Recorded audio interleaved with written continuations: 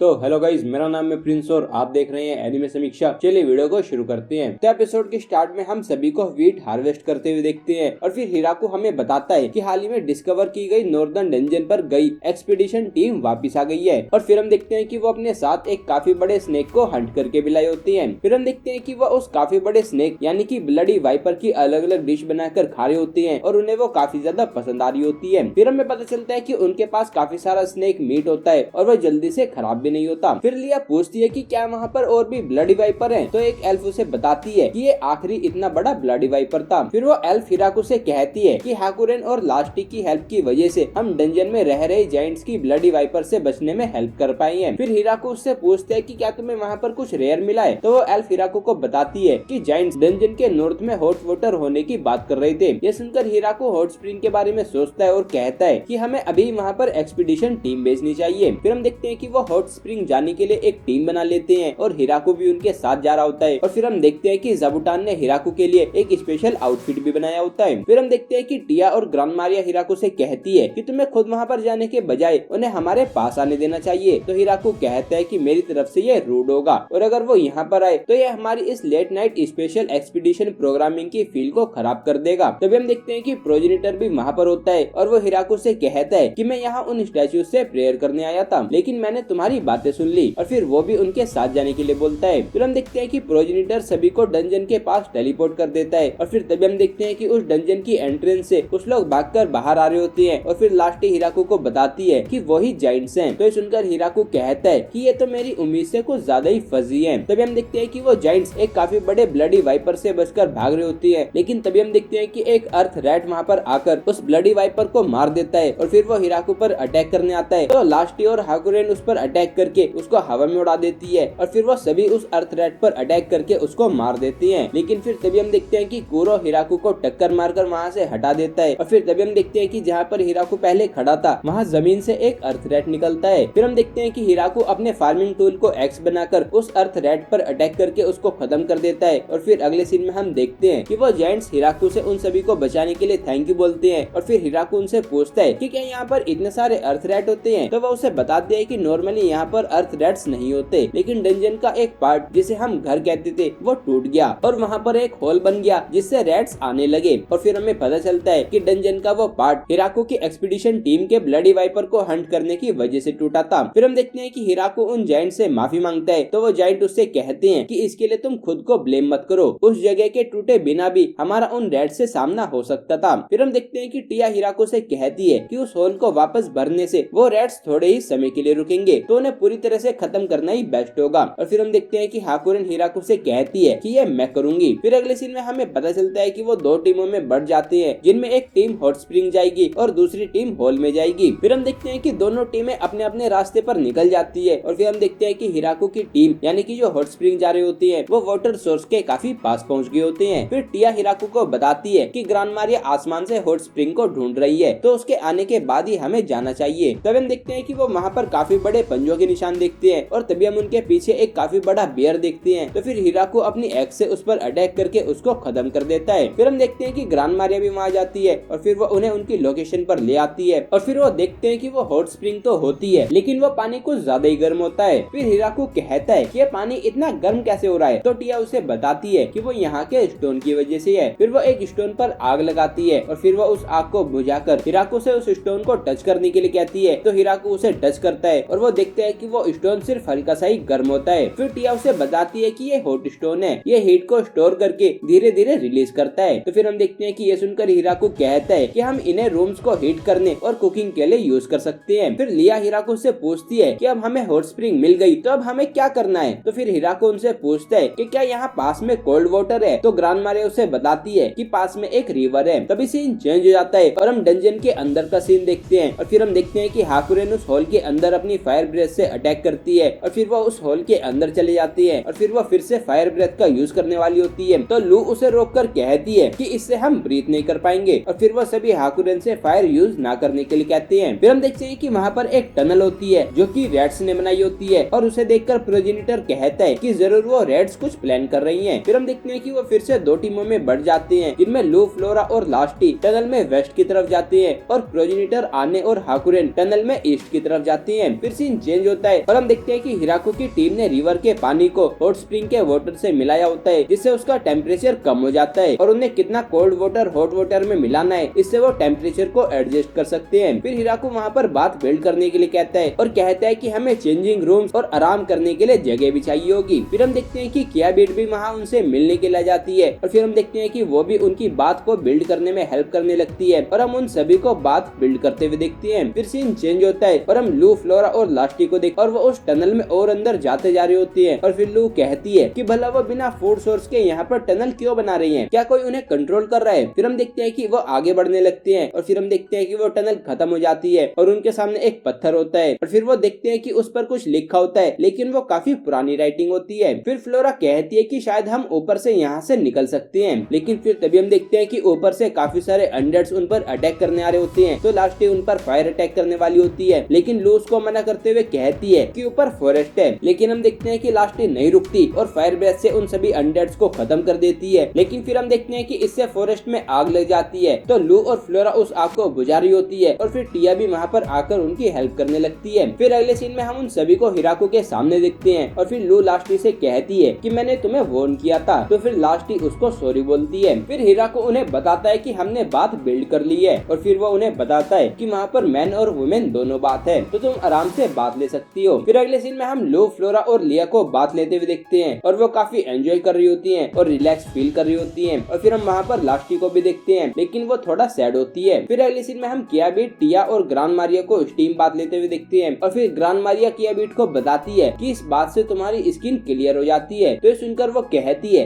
कि तो फिर मैं इस बात को झेल सकती हूँ। एंजल्स की नेक्स्ट लीडर होने के नाते मुझे एक वर्दी हस्बैंड को अट्रैक्ट करना होगा। फिर वो कहती है कि इसके लिए मेयर परफेक्ट होते, लेकिन अब बहुत देर हो चुकी है। फिर वो कहती है कि शायद मैं उसके बेटे को ले सकती हूँ। तो सुनकर टिया और ग्रांड मारिया हंसते हुए उससे कहती हैं कि तुम्हारे प्रिंसिपल्स कहाँ हैं। फिर टिया किया बीट से कहती है कि ये बात अगर तुमने विलेज में कही तो तुम अपनी जान से हाथ धो बैठोगी। फिर अगले सीन में हम हिराकू, लिजार्डमैन और कुरो को बात लेते हुए देखते हैं और हिराकू को बात लेने में काफी मजा आ रहा होता है और फिर वो सोचता है कि लेकिन प्रोजेनिटर और बाकी सभी कहाँ हैं। तभी सीन चेंज होता है और हम काफी सारे अनडेड्स और उसके लीडर को देखते हैं और वो कुछ कर रहे होते हैं, लेकिन तभी हाकुरेन वहाँ जाती है और उन सभी अनडेड्स पर अटैक करने लगती है। तभी हम देखते हैं कि वो अनडेड का लीडर हाकुरेन से रुकने के लिए कह रहा होता है, लेकिन हाकुरेन बिना रुके उस पर अटैक करते जा रही होती है। फिर हम देखते हैं कि वो उस पर अपनी फायर ब्रेथ से अटैक करती है और फिर प्रोजेनिटर मन में सोचता है कि मुझे लगा था कि अगर मैं भी इनके साथ आया तो मैं एंजॉय करूंगा, लेकिन लगता है कि हम किसी साजिश में फंस रहे हैं। फिर वो कहता है कि लेकिन अभी के लिए हमें हाकुरेन को जो वो कर रही है वो करने देना चाहिए। और फिर हम देखते हैं कि एपिसोड यहीं पर एंड हो जाता है। तो गाइस, ये था episode 7 of farming life in another world season 2। अगर आपको वीडियो पसंद आई तो वीडियो को लाइक कीजिए, चैनल को सब्सक्राइब कीजिए, प्रेस कीजिए बेल आइकन को। मैं मिलता हूँ आपसे अगली वीडियो में। Thank you.